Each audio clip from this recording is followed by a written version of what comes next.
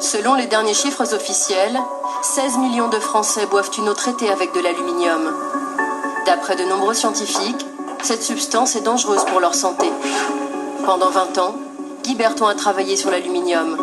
Comme des centaines de scientifiques dans le monde, cet ancien directeur de recherche au CNRS a étudié la toxicité de ce produit sur les hommes. Voici les résultats d'une étude australienne sur les souris qu'il vient de recevoir.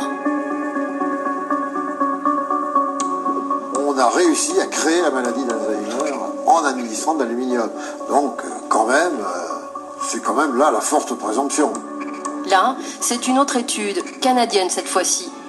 Est-ce que l'exposition à l'aluminium est un facteur de risque pour le développement de la maladie d'Alzheimer? Oui, ça date déjà de 98, vous voyez.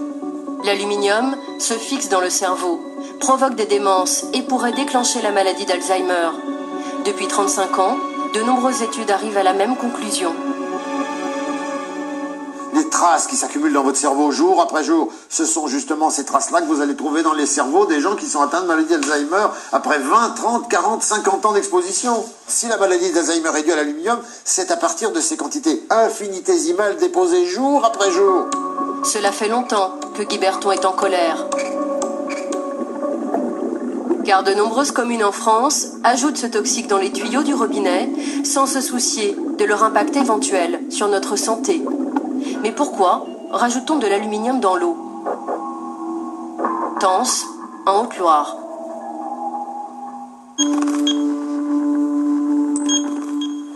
L'aluminium est injecté dans l'eau et capte les particules de boue en suspension, mais il est très difficile à doser. Voici les analyses des autorités sanitaires pour l'année 2009. Et je voyais qu'il y avait quand même pas mal de dépassements en aluminium. On a des dépassements, oui. Parce que je voyais là sur 10 analyses, vous avez quand même 6 fois des dépassements de normes en fait. Et ces dépassements, vous en connaissez depuis un peu toujours en fait Oui, c'est depuis tout le temps pratiquement, on a eu ces problèmes de dépassement. Et en conclusion, qu'est-ce qu'ils mettent Ah, il faut le lire, Président. Réseau fiable, haute qualité sanitaire et satisfaisant. Pourquoi la DAS de la Haute-Loire ne s'inquiète-t-elle pas de cette eau trop chargée en aluminium? L'explication se trouve dans un autre village du même département. À Saint-Prégé-d'Allier, les dépassements sont encore plus importants. En 2008, les 180 habitants ont même bu une eau qui a dépassé jusqu'à 11 fois.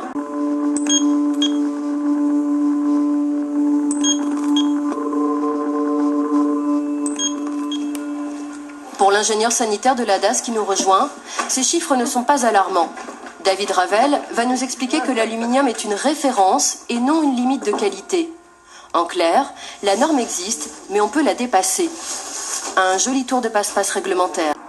Quand les substances toxiques reconnues par l'État dépassent, l'eau est non conforme. Mais dans la colonne de droite, celle des références de qualité, lorsque l'aluminium dépasse la norme, l'eau est toujours conforme. Une référence de qualité ne traduit pas un risque sanitaire, ou pas un risque sanitaire direct en tout cas. Aujourd'hui, l'aluminium est une référence de qualité. Donc il n'y a pas de risque sanitaire. C'est pas considéré comme une limite de qualité. Pour l'ingénieur qui veille sur la santé des populations, ces dépassements en aluminium ne posent pas problème. Mais pour le chercheur Guy Berton, les habitants de Saint-Prégé-d'Allier sont déjà en danger quand ils boivent une eau qui atteint la moitié de la norme aluminium. En Europe, Bruxelles a défini comme norme celle de l'OMS, c'est-à-dire 200 microgrammes par litre. Mais tout le monde sait, enfin, disons les gens courants, savent qu'au-dessus de 100 mg par litre, vous allez doubler l'incidence de la maladie, le taux d'incidence de la maladie d'Alzheimer. Maxi 2320 ? Oh, c'est pas possible. Non, c'est un document d'ANAS. C'est invraisemblable ça. En 2320 microgrammes par litre. Mêmes analyses présentées à un autre chimiste, André Picot. Il a dirigé un laboratoire de recherche au CNRS. Cet ancien expert auprès de l'Union européenne a lui aussi travaillé sur l'aluminium. Oh là là là là. Ouais, oui. Ouais, oui. C'est aberrant. Et oui, ben, il ne faut pas affoler les populations. C'est tout. Si ça vous fiche la maladie d'Alzheimer, c'est simplement le non-respect d'une référence de qualité.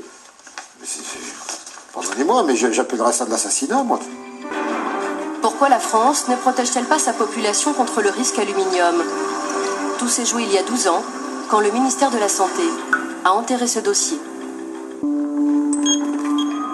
En 1998, une équipe épidémiologique de Bordeaux travaille sur la maladie d'Alzheimer. Elle fait une découverte importante. L'exposition à un taux d'aluminium dans l'eau d'adduction supérieur à 100 microgrammes par litre était associée à un risque majoré de maladie d'Alzheimer, un risque à peu près augmenté de 50%. Le 14 octobre 1998, ce journaliste publie l'information. Alors voilà l'article qu'on avait sorti à l'époque, donc avec les déclarations de Jean-François d'Artigues et d'un certain nombre de scientifiques. Enfin bon, ça a été donc l'explosion immédiate.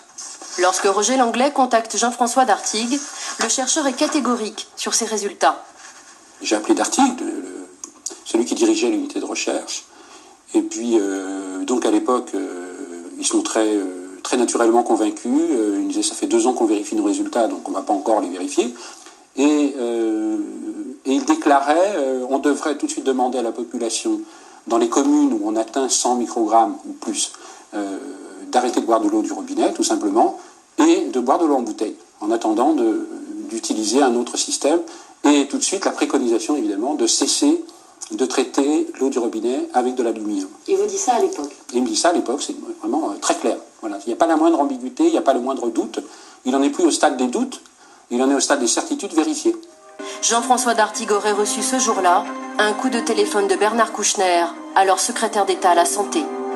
Il a appelé Jean-François d'Artigues au téléphone pour lui intimer l'ordre d'aller le soir même à TF1 et démentir les propos qu'il avait tenus, qui plus est lui-même, dans l'article, dans l'interview qu'il avait eu avec le journaliste de François et qui était rapporté dans l'article de François. 16 millions de Français boivent une eau traitée au sel d'aluminium. Près de 4 millions boivent même une eau qui dépasse la norme. Pour l'AFSA, l'affaire est réglée, on ne touche pas à la norme. Marie Favreau est directrice des risques sanitaires dans cet organisme. Aujourd'hui encore, elle est convaincue du bien fondé de cette décision. Et alors, qu'est-ce que vous recommandez quand on dépasse la référence de qualité en aluminium? Alors nous recommandons rien. Mais est-ce que vous avez établi des recommandations sur les dépassements? Est-ce qu'on doit consommer ou pas, en fait? C'est ça la question qu'on se pose. On coupe l'émission, voilà, c'est tout. Mais en fait, j'aimerais comprendre pourquoi. Moi, je vous demande Je vous demande de couper l'émission.